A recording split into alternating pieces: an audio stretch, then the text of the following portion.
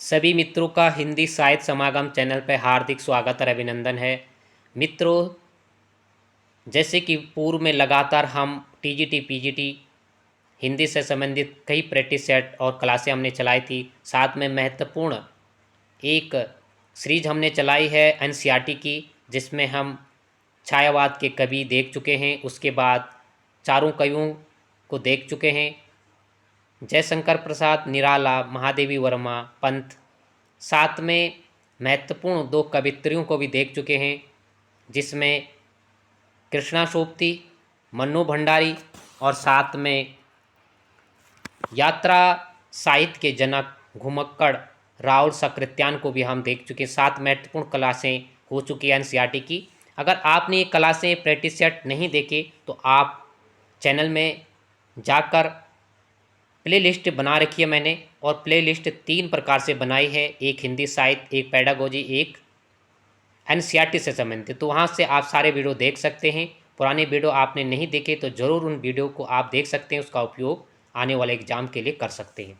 तो ही पेडागोजी शिक्षण अभिरुचि की बात करें तो इससे पूर्व हम 4 प्रैक्टिस सेट देख चुके हैं, और उसके साथ साथ उत्तराखंड एलटी 2021 का पेपर का भी हमने आकलन और विश्लेषण किया था। तो मित्रों, बहुत ही महत्वपूर्ण यह प्रैक्टिस सेट है।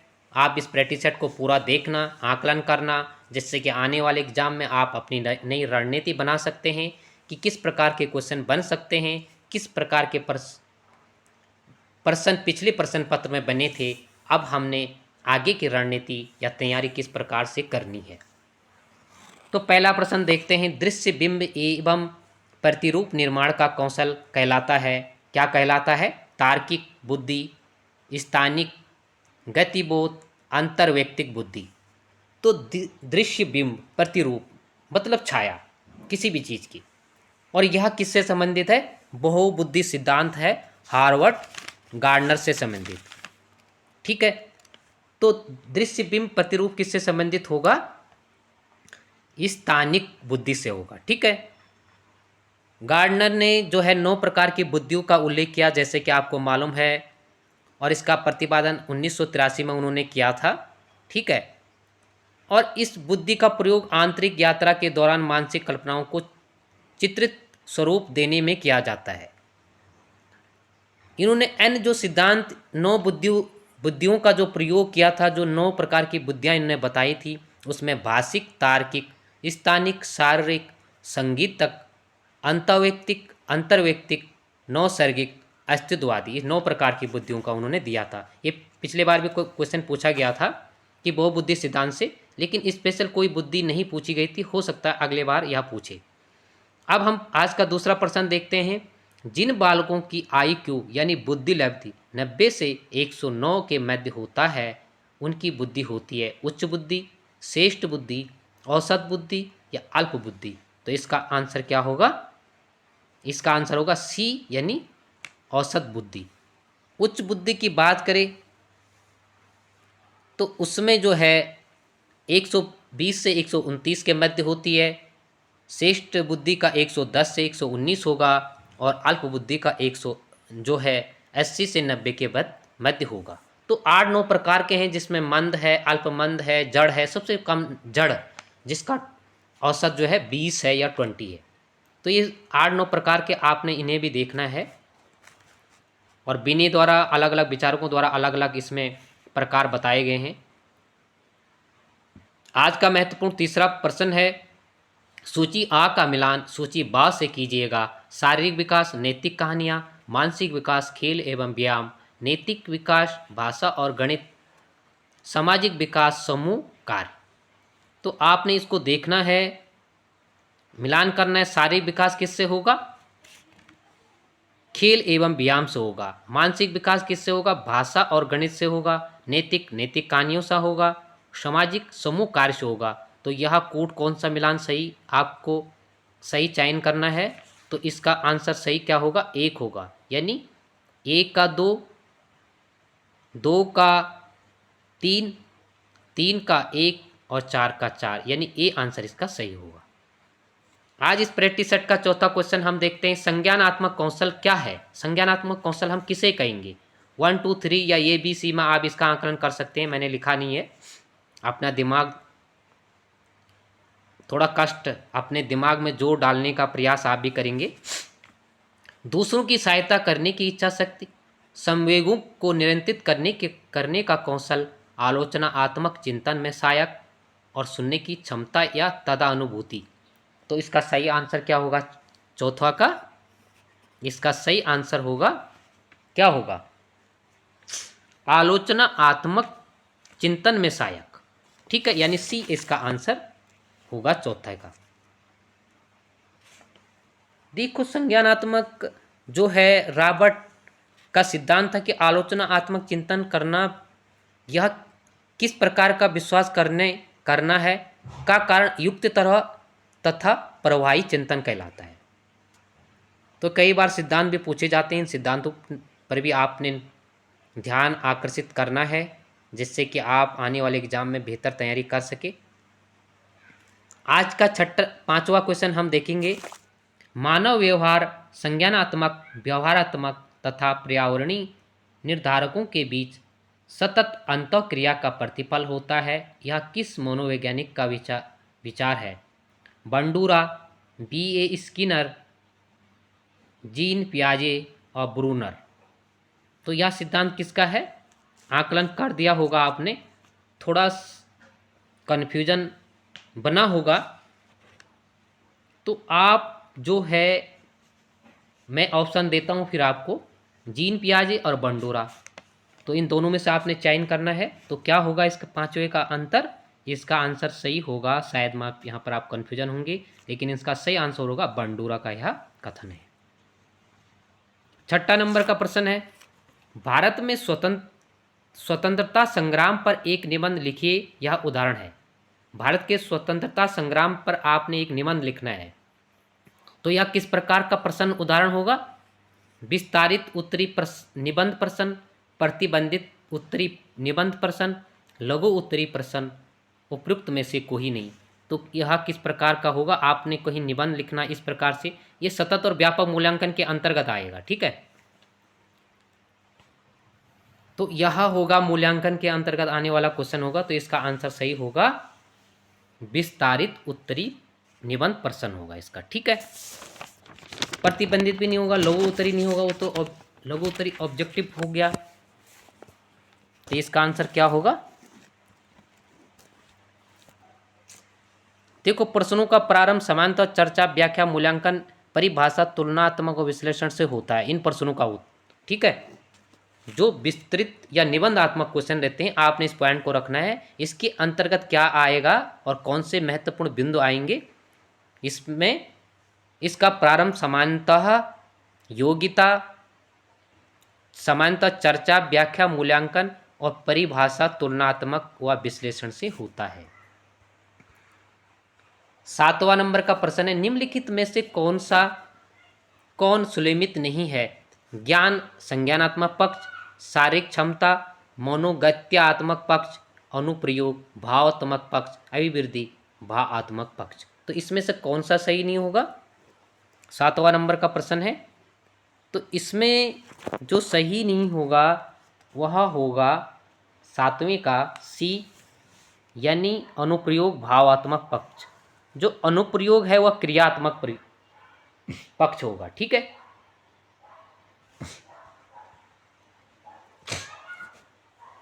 आठवां नंबर का प्रश्न है, बहुसंवेदी उपागम का अर्थ होता है। जो बहुसंवेदी है उस उपागम का अर्थ क्या होगा? दृश्य श्रव्य माध्यमों का प्रयोग, विभिन्न समिति माध्यमों का प्रयोग, स्पर्श माध्यम का प्रयोग, गतिबोध मध्य का माध्यम या मध्यम होगा इसमें। ठीक है, का प्रयोग। तो बहुसंवेदी उपागम का अर्थ क्या होगा? आपने आकलन कर दिया होगा। इसका आंसर होगा आठवें का बी, यानी विभिन्न जो है विभिन्न सामग्री होगा इसमें। ठीक है, माध्यमों से विभिन्न संवेदी माध्यमों का प्रयोग होगा इसमें। संवेदी कर देना इसको। 9वां नंबर का प्रश्न है,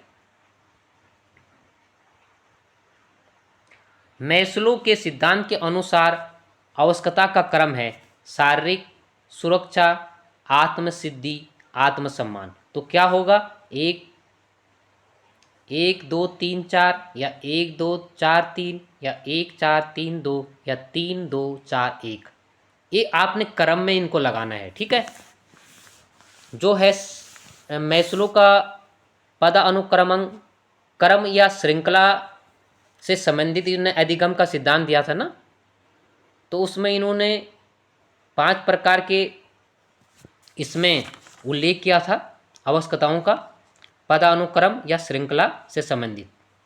तो इसमें जो है सबसे पहले क्या आएगा, सबसे पहले आएगा शारीरिक आएगा। ठीक है, उसके बाद क्या आएगा, सुरक्षा आएगा, उसके बाद आत्मसम्मान आएगा, और फिर क्या आएगा, आत्मसिद्धि आएगा। इसमें पांचवा एक तीसरे नंबर का सामाजिक आता है, इसमें सामाजिक नहीं दिया गया है। तो इस हिसाब से पहले 1 होगा, तो ए और सी में हमें सही आंसर लगाना है। 1 के बाद क्या होगा, सुरक्षा होगा। 2 होगा, 2 के बाद शारीरिक होगा, उसके बाद सुरक्षा होगा, 2 होगा, उसके बाद सम्मान होगा, 4 होगा, और आत्मसिद्धि, यानी बी इसका आंसर होगा 9 का। ठीक है,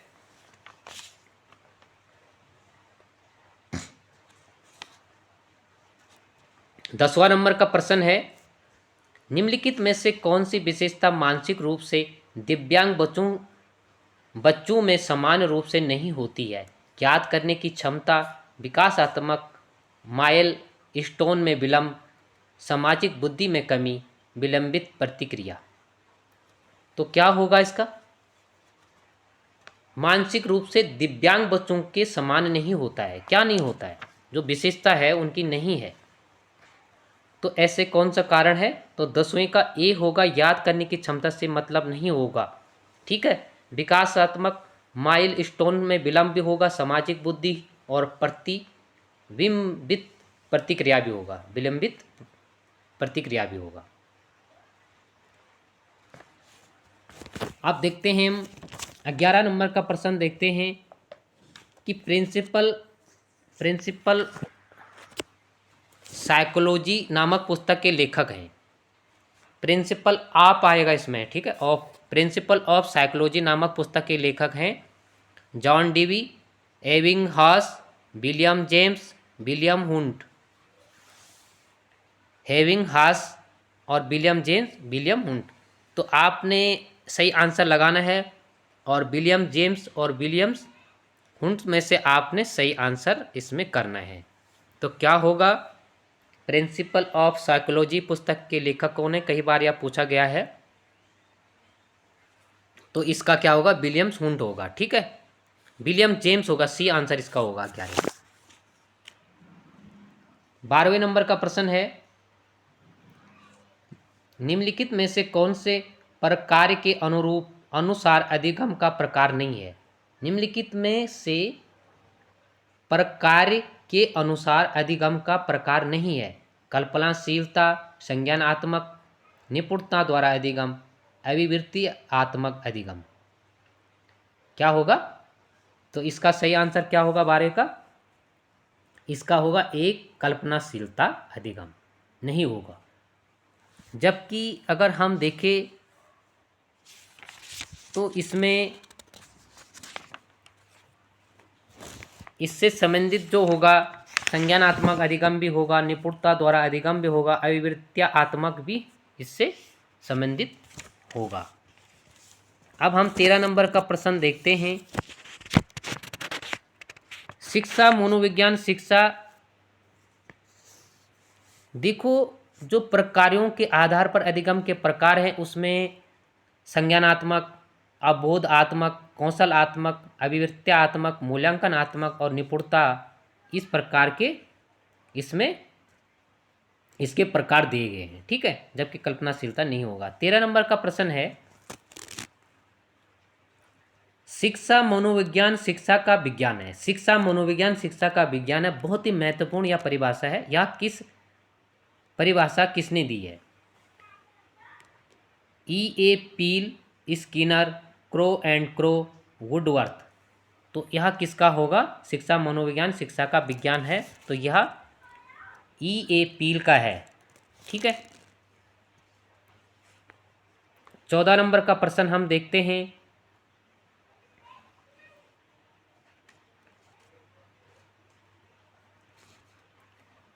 नए ज्ञान का विकास पूर्व ज्ञान पर आधारित होना चाहिए, यह सिद्धांत किस विचारक का है? नए ज्ञान का विकास जो है पूर्व ज्ञान पर आधारित होने चाहिए, यह किस विचारक का मत है या विचार है?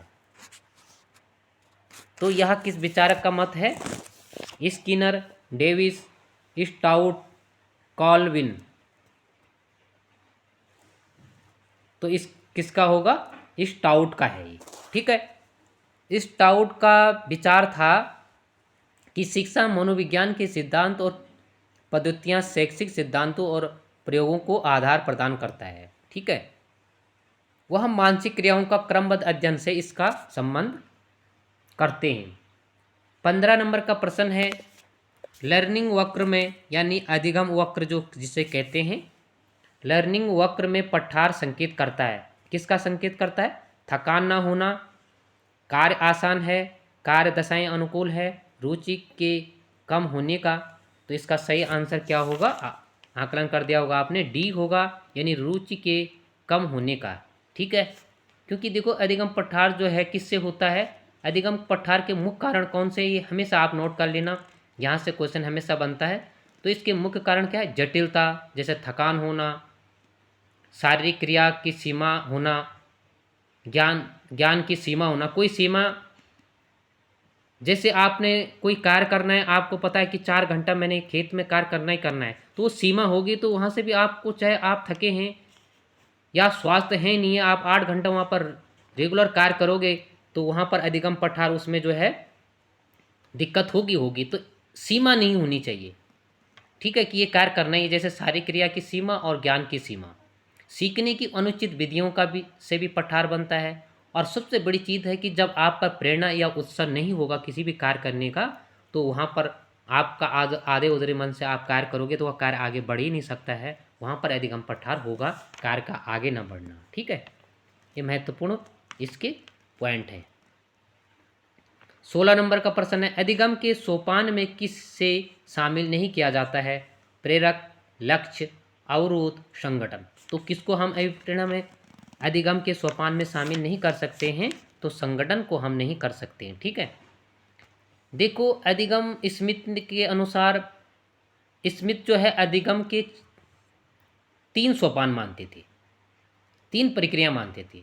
उद्देश्य या ड्राइव या प्रेरक, उद्देश्य को ज़्यादा मानते थे, महत्व दिया। दूसरा, एक आकर्षक लक्ष्य होना चाहिए। और तीसरा, लक्ष्य की प्राप्ति के लिए एक ब्लॉक या बाधा, जब बाधा आती तो उससे आप सीखोगे। 17 नंबर का प्रश्न है, कक्ष शिक्षण होना चाहिए, तीव्र होना चाहिए, ए संवाद मूलक, बी सी सरल और डी एक तरफा। तो कक्ष शिक्षण होना चाहिए संवाद मूलक। ठीक है। अगला क्वेश्चन हम देखते हैं 18 नंबर का, शिक्षा मनोविज्ञान के अंतर्गत शिक्षा से संबंधित संपूर्ण व्यवहार और व्यक्तित्व आ जाता है, या परिभाषा किसने दी? शिक्षा मनोविज्ञान के अंतर्गत संपूर्ण व्यवहार आ जाता है, यह परिभाषा किसने दी है? Skinner, Crow and Crow, Carl सैनिक, थॉर्नडाइक। तो यह किसका है? बहुत ही महत्वपूर्ण है यह भी आगामी एग्जाम के लिए। तो स्किनर ने शिक्षा मनोविज्ञान के अंतर्गत शिक्षा से संबंधित संपूर्ण, अगर कहीं पर आ गया व्यवहार, क्योंकि ये व्यवहार आदि थे 4 प्रकार के थे ना, चेतन, अचेतन, मन और व्यवहारवादी, जैसे कि परिभाषाओं में आपने पढ़ा होगा मनोविज्ञान से संबंधित, यह क्लासें मैंने चलाई थी, बहुत ही महत्वपूर्ण। तो वहाँ से भी आप आकलन कर सकते हैं कि कुछ लोगों ने आत्मा का विज्ञान माना, जो पहले के थे, अरस्तु, प्लेटो, फिर मन का विज्ञान माना जॉन लॉक, थॉमस रीड, चेतना का विज्ञान टिचनर, विलियम हुंट, विलियम्स जेम ने माना, और व्यवहार वाटसन, मैकडूगल, वुडवर्थ। और जो नए विचारक थे 20वीं सदी के, जैसे मैकडूगल हो गया, वेरिंग हो गया, वुडवर्थ हो गया, स्किनर हो गया और वाटसन हो गया। तो आप इससे भी संबंध लगा सकते हैं कि व्यवहारवाद पर किन्होंने ज़्यादा कार्य किया। वर्तमान जो परिस्थितियाँ वो व्यवहारवाद पर ही आधारित चलती है। इस पॉइंट को भी नोट कर लेना।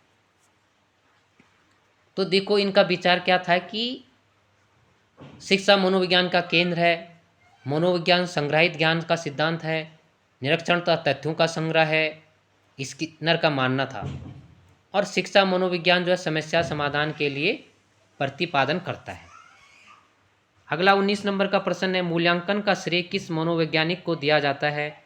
Kilpatrick, Rice, Goodwar, Herberts. तो इसका क्या होगा? जो मूल्यांकन का श्रेय दिया जाता है, ये अमेरिका के वैज्ञानिक थे राइस, इन्हें जो है श्रेय दिया जाता है मूल्यांकन का। महत्वपूर्ण क्वेश्चन है। 20वां नंबर का प्रश्न है, समस्या समाधान विधि का संबंध किस मनोवैज्ञानिक से है? अरस्तु, सुकरात, आर्मस्ट्रॉन्ग, पेस्टोलॉजी। तो किससे संबंधित है इसका? तो 20वां का क्या होगा? बी यानी सुकरात। महत्वपूर्ण प्रश्न है, समस्या समाधान विधि पर उन्होंने कार्य किया था। 21 नंबर का प्रश्न है, शिक्षा मनोविज्ञान का मुख्य केंद्र बिंदु होता है। तो शिक्षा मनोविज्ञान का मुख्य केंद्र क्या होता है? केंद्र बिंदु क्या होता है? अध्यापक एक अनुदेशक के रूप में, अधिगमकर्ता एक व्यक्ति के रूप में, परिस्थिति एक वातावरण के रूप में, शिक्षण विधि एक व्यूह रचना के रूप में। तो इसका सही आंसर क्या होगा? तो इसका आपने अध्ययन कर दिया होगा कि इसका सही आंसर क्या होगा। तो 21 नंबर का सही आंसर क्या है? बी यानी अधिगमकर्ता एक व्यक्ति के रूप में। अनुदेशन से भी नहीं होगा। मुख्य केंद्र अधिगमकर्ता यानी सीखने वाला तो होगा, परिस्थिति तो बाद में आएगी, व्यू भी बाद में होगा। ठीक है। और देखो 22 नंबर का प्रश्न है, एक बालक पढ़ा सीखकर उसका उपयोग गुणा या भाग में करने में करता है। अधिगम स्थानांतरण के किस प्रकार का यह उदाहरण है? एक लड़का जो है पढ़ा सीख रहा है, सीखकर उसका उपयोग, जब उसने पढ़ा सीखा तो उसने उसका उपयोग जो है गुणा और भाग में किया। तो यह अधिगम का कौन सी परिस्थिति होगी? शारीर से शारीरिक, मानसिक से शारीरिक, मानसिक से मानसिक, शारीरिक से मानसिक। तो इसका आंसर क्या होगा?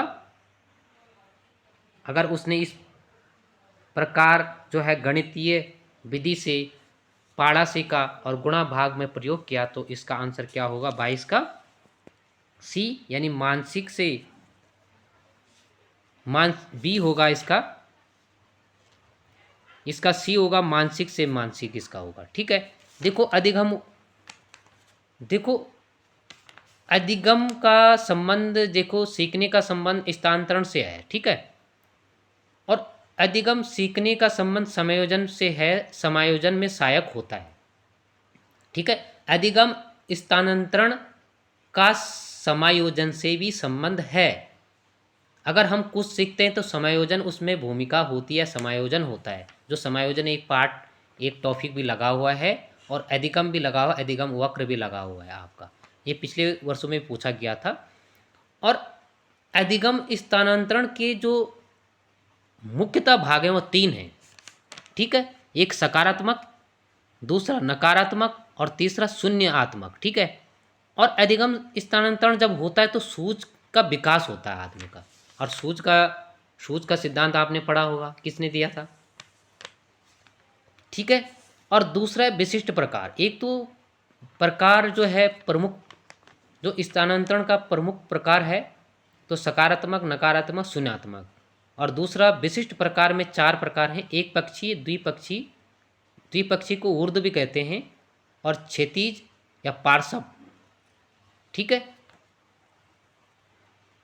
तो इस प्रकार के एक पक्षी, द्विपक्षी और ठीक है क्षैतिज, इन चारों पॉइंटों को आपको नोट करना है कि जिससे कि आने वाले एग्जाम में ये क्वेश्चन बने तो आपका यह क्वेश्चन बेहतर रूप से सही हो सके।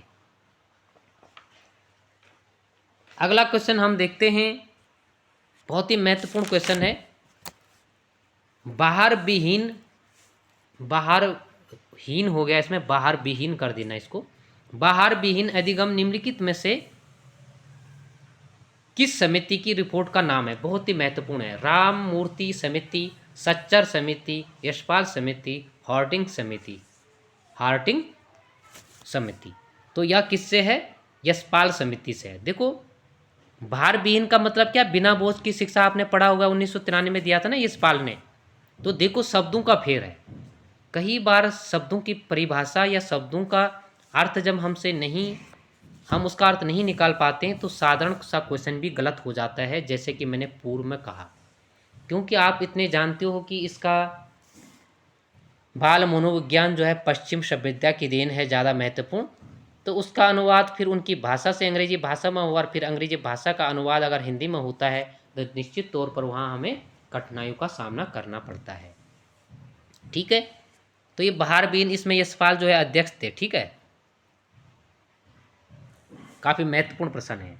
24 नंबर का प्रश्न है, निम्नलिखित में से कौन सा अधिगम स्थानांतरण का एक सिद्धांत है? समरूपता तत्व का सिद्धांत, अनुबंध का सिद्धांत, समूह कारक सिद्धांत, बहुकारक सिद्धांत। तो इसमें 24 नंबर का काफ़ी महत्वपूर्ण क्वेश्चन है कि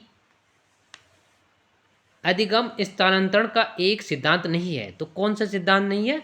समरूपता का तत्व इसमें नहीं है। ठीक है, बाकी अनुबंधन, समूह या बहुकारक सिद्धांत इसमें है।